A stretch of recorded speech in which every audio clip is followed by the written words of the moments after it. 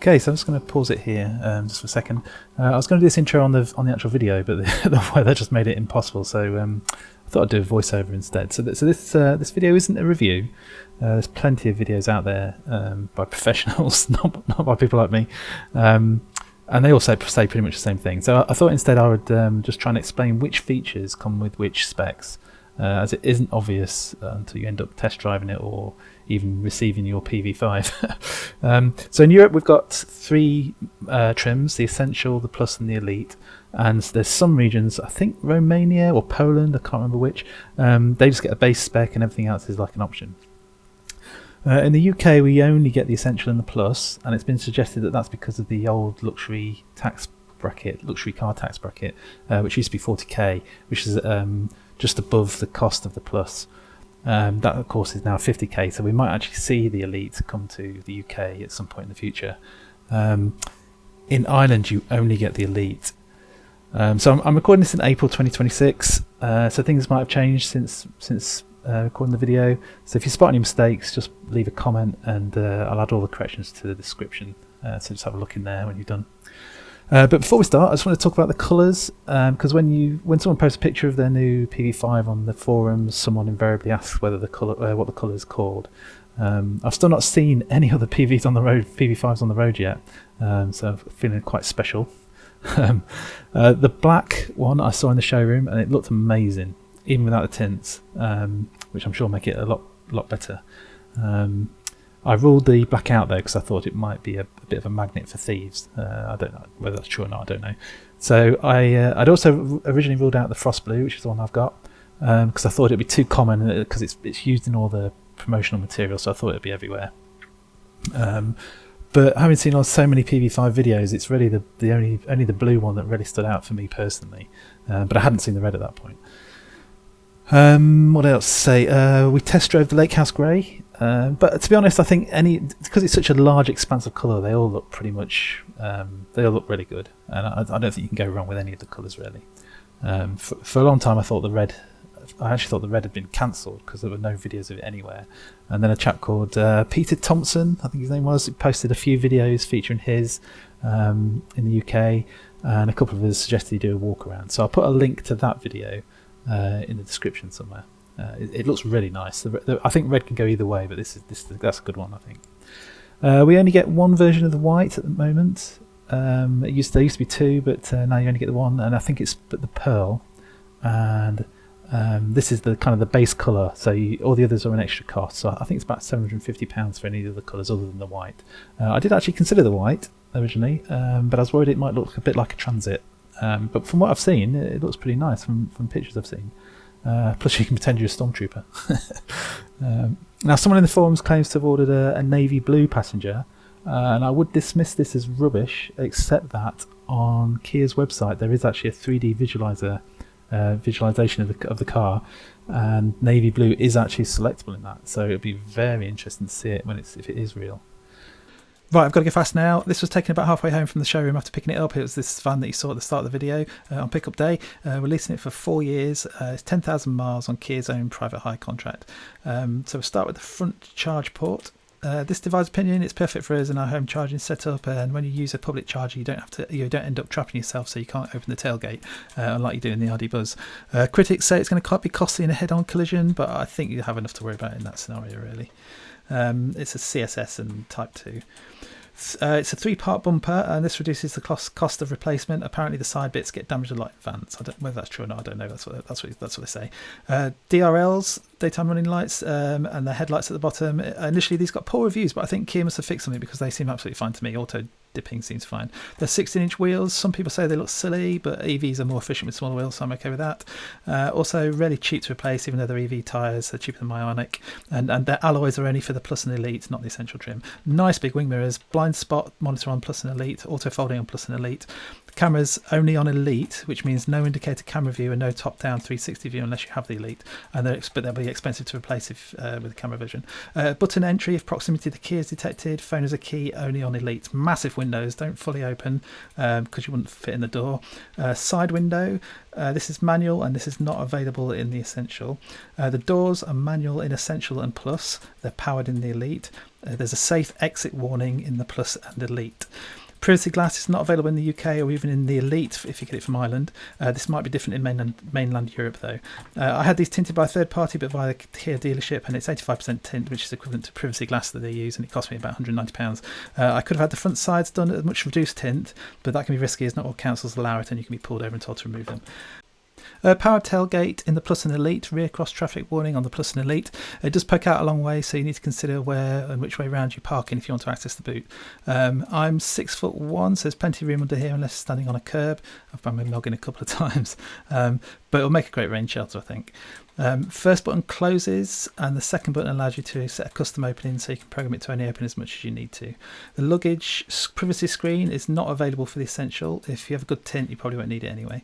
The boot, big storage bins. You'll see these strange slots all over the car for ad gear, which is an accessory system which at the time of recording is still to be launched here in the UK. The luggage volume should be up on screen now. Remember that it's just up to the height of the seat headrest, so you can use even more than that volume, assuming it's not going to decapitate someone on an emergency stop. These are also ad gear slots, lots of things like lights, hooks, umbrellas, first aid kits, and all sorts of things. Underfloor, the 3 underfloor compartments, and these are the accessories that you get with all trims. The luggage net, super handy for stopping loose items like shopping bags flying around in the back. You have fixing points on the floor covers and in the rear door frame where you can add more with ad gear. You have locking wheel nuts. I'm not sure if this means there aren't any currently on the wheels that I've got. If these are optional, I'm not sure. And then there's this free ad gear double cup holder for the passenger areas. There's no cup holders in there, and you can set them up as a single. The floor covers all come off, and the divider comes out along with these polyfoam insert things, giving you an even deeper boot if you need it. There's a there's a charging cable. That comes with all the trims. It's a good quality cable, but it's a bit short at 5 meters. It's a Type 2 Mode 3, and it's used for for untethered home chargers and public AC charging. I don't envisage me having to use it very often. So there's also a tyre mobility kit. This consists of a towing eye, an electric pump, and a sealant for your puncture.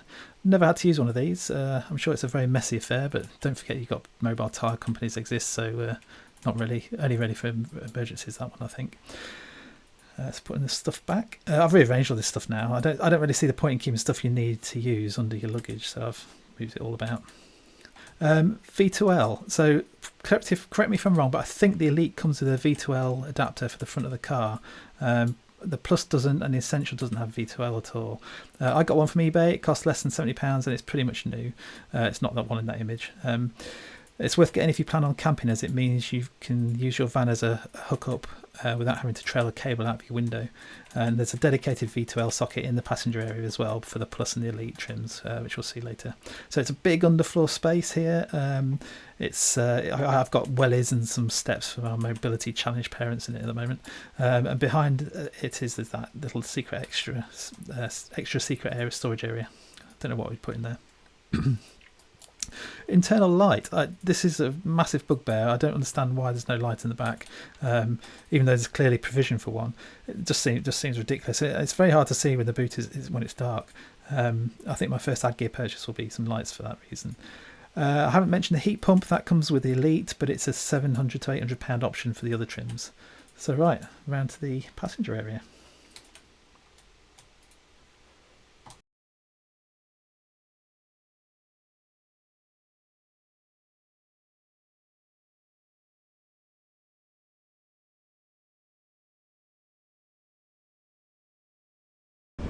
Let's just shut this door.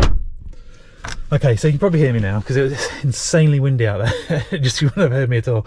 If you're noticing little marks on the windows, it's because they're still drying. They've just been tinted. Hopefully, I've already told you about that. So it's quite dark in the back here at the moment. So I don't know if how much you'll be able to see. But if you look down here, it's a huge amount of space. You could lay down in there easily. I'm not going to do that because I've already made it dirty.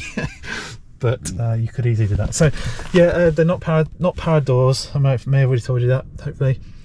If you have got powered doors on the Elite, then there's a button there that opens them. This window opens. No, it's a funny, that's it. So you've got a little window there. What else to tell you about the door? Nothing really about the door. I don't know if you can even see that, but there's heated seats for the Elite and the Plus, and also we've got a reclining, the seats reclining. You're not going to be able to see that one. Why am I pointing that way? So yeah, you can see that's quite a nicely reclined, and they're different heights, and the other one does it as well, obviously. Oh, there's actually quite a few heights there. There's a step, I don't know if you can see that here, you can rest on. It's quite comfy actually. Isofix on the outside seats. Oh yeah, only the outside seats are heated, not the middle one. And that's only on the Elite and the Plus. USB cable sockets on each seat. Can you see that? Am I pointing at the right thing? Yeah, there we go. Little phone for your pocket, or a little pocket for your phone, and a big pocket for discarded sweet wrappers, no doubt. What else? Right, aircon. There's also some vents at the bottom. I don't know if you can see them, it's probably too dark. Here's another add gear. This is where the cup holder from the back there is going to go. You could also put a phone holder in here, or maybe even attach a screen somehow. Lots of information about add gear that I've probably already told you. So here we've got vehicle to load. So you can plug any domestic or anything that uses a 3-pin plug can go in there. Excuse me a minute. Any 3-pin plug, and it's actually quite a generous amount of power that they give you here. I think the Buzz is, well, I'll put the numbers up. I'll put the numbers up on the screen. The Buzz isn't quite as much as this one. This one it's got quite a generous amount of power. Let's go in the front. So I'm trying to keep this quick, and because I'm sure it's very boring if you've seen all the videos already online. I just wonder what that was actually. What is that? I'm sure it's normal.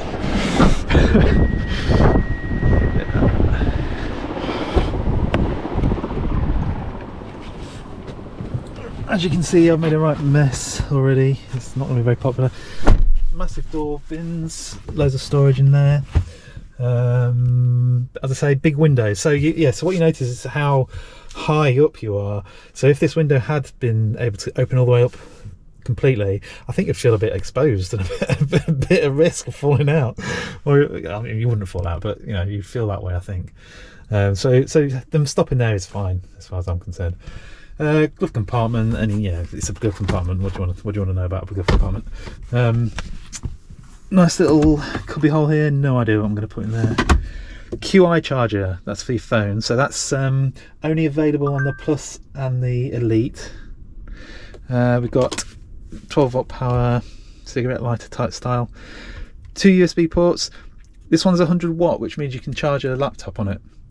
USB cables have to be 100 watt compatible, so you can, but they're easy to find on Amazon, and they cost probably a couple more quid than a normal USB-C cable. But if you want to use that power, you need a special cable. Here we've got center console, big area for my camera stuff at the moment. Adaptive cup holders, slot for your Cuban cigars. Oh, I forgot to show you these. Can you see that? Can you see that? I think you can. So under here we've got a bit of storage, and that's mirrored on the other side. And also, because I forgot to show you, I'm gonna have to get back out again. We've got some storage under the seat.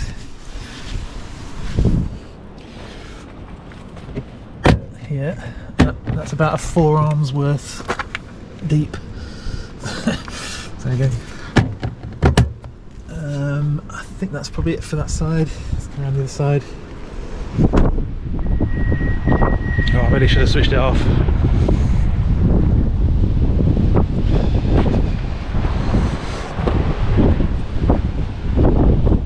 So as you can see, it's mirrored at the back here. Powered seats on the Elite and the Plus, and also lumbar adjustment on them. You don't get that on the Essential, unfortunately. Oh, it's cold out there. Yeah, here we go. That's you won't get a laptop in there, I don't think, but you will get a tablet, and there's a USB charger in there, which is quite nice. Add gear. I'm probably going to put a sunglasses holder here, but you can put a phone holder or all sorts of things. So it's an Android screen, entertainment system, infotainment system, whatever you call it. So it's actually Google Maps native navigation system, which is quite nice. Makes a change. And it's all updated on air, over the air. There's a pet mode. Oh, hey, look at that. I think you can actually change that as well. Oh look, put them in a box. We have got a pet, but it's a cat, and I don't think he'd like to be in here. So it's not going to be much use to us. There is a utility mode though, which means that you can camp in this thing without having to, like in the Buzz, you have to put a brick on the seat to make it think you're actually in the car. You don't have to do that on this one, so that's good. Aircon, a bit like Tesla's aircon screen. You get gas symbols or whatever. Okay. Does that work? There you go. Fancy. Oh, that's cool. Switch off. What else? Android Auto, showing you that. What's that? Oh yeah, that's the various charge things. Yeah, I'm not going to go through the entire infotainment system. That'd be crazy. I'm sure there's videos out there that do that anyway. Usual kind of stuff on here. You've got adaptive cruise control. It's a nice little screen actually. It's nice and clear, and if you get your steering wheel in the right place, then you can see it. Because if you don't, this thing blocks the bottom of it, which is a bit weird, a bit of a weird choice. But it's not a problem for me in my driving position. This is the on-off thing. And the drive modes. So drive modes, you don't have a sport mode on this. So normally you would have eco, normal and sport. Well, this doesn't have sport. I mean, why would you want a sport mode on a van? Crazy talk. So this has got a snow mode instead, which is useful for where I live, because we do get quite a bit of snow occasionally. Oh, this armrest. It's a bit weird. It's quite nice when you're driving, like a van driver. You can drive like this, look cool. But other than that, it's a bit of a strange height, because it's not the same height as this one. So you sort of like this. It's a bit weird, but you can move it out of the way if it's not your cup of tea. I think that's probably about it. I don't know what else to tell you. Hopefully I've covered it in the voiceover, because as I say, it was a bit windy out there. You wouldn't have heard me. I'm quite pleased with the tint. I don't know if I've said it's an 85% tint, and it's like privacy glass that they come in the other actual manufacturer privacy glass. So I'll leave it there. I will do another bit of this video later, because I'm not going to do it here, I think, because my feet are filthy, my shoes are filthy. But I was going to show you with the seats down how much space there is in the back. I'll do that another day, I think. And I'll also show you where I charge at home, because it's quite useful having the adapter on the front. I don't know why I'm pointing it that way. So I'll show you that. I'll show you the back with the seats down, and so for now I shall see you then. See you a bit later. So I had the car about a month at the time of this voiceover, and we've done just over about 1,000 miles. It's been a mix of town and motorway driving. Absolutely loving it. It's drives just like a car. It's brilliant. It's just a really nice place to be. It's quite hard to explain, really. We're getting quite good efficiency in cold weather, between 4 and 5 miles per kilowatt in town, and between 2 and 3 on the motorway at about 70 miles an hour. So that's all pretty good, really, and that's over the winter. This coming up is it's a Hypervolt Home Pro 3 charger that we have. So it's a great charger, just solar. Charging seems fast enough, and it costs between about £3 and £4 on EDF EV tariff when it's not free from solar or EDF Super Saver Sunday. So here we are with the seats down. I don't know if you can see. It's very, very dark in here with the tints. It's something to be aware of if you're wanting to get it tinted. I think the tinting is worth it because it makes the outside of the vehicle look amazing. But it is very dark in here, which is fine for me. Obviously, if you're driving, it doesn't affect you. And it's fine for me because if we did spend time in here as a camper, then you'd want it dark. I think you wouldn't want it really bright in here. So yes, I'm not sure if you can see me or not. Hopefully you can. So why did we buy such a massive vehicle? Why we leased such a massive vehicle? It's basically because of camping. Obviously, camping. We normally take before this car. We would normally have taken 2 cars camping with us because there's my son has stopped camping with us now, but my daughter still comes. And we had 2 cars before. We had a Ford Fiesta and a Ford Focus Estate with a massive roof pod, and we still couldn't get all our camping gear in. If you can see the size of our tent on some of the other videos in my channel.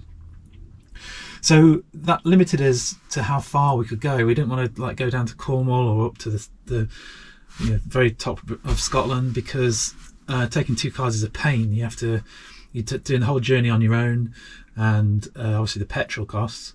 And you have to pay more when you actually get to where you're going because you have to have another car. So we wanted a vehicle that was big enough to fit everything that we've got in it, and maybe in the future also actually camp inside the van, when it's just the 2 of us. We'll see if that ever happens. I'm not sure if it will. So we wanted something big enough to get all our stuff in, and this originally we were looking at the ID.Buzz, which is an amazing car, but it's ridiculously expensive. An ID.Buzz GTX, which would be the one I'd want really, is something like £70,000, whereas this, if you were to buy it, would be about 38, 39. Obviously we're leasing it and we can't afford to buy it. So, and also I think this is a more practical vehicle. It's although it's smaller than a Buzz, it actually has more internal storage because it's built like a cube, like a brick. The Buzz is concentrates more on the internal of the car is nicer, but it's not as practical and hard wearing, I don't think. So that's why we've done it. But you may have noticed that there's this massive lip here. With these seats down, it's a massive storage area, and my daughter would still be coming camping with us, so we'd have this seat up. If I can do it from here. Can I do it from here? No, I probably can't fit it up.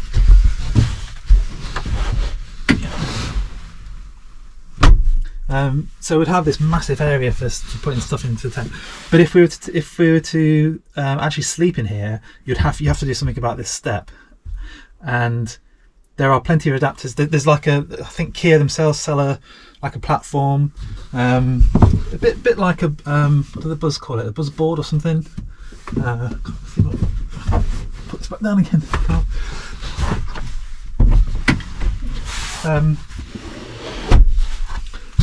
So yeah, so you need something that will lift this up to the same height, and then you can put a mattress on. But there's plenty of people building these things, and trying to find cheap ways of doing that. Or you could build it yourself. I've seen people build them themselves. So that's the ideal, really. And you can get slide pods. If we had somewhere to put a slide pod, or we could afford a slide pod, then that'd be perfect, really. Because you don't have to modify the vehicle, because obviously it's a lease. So yeah, there you go. Massive amount of storage in the back here. I'm pretty confident we're going to get everything in. And in fact, when it comes to summer, we will try and do a video of us getting everything in and then seeing what that does to the range.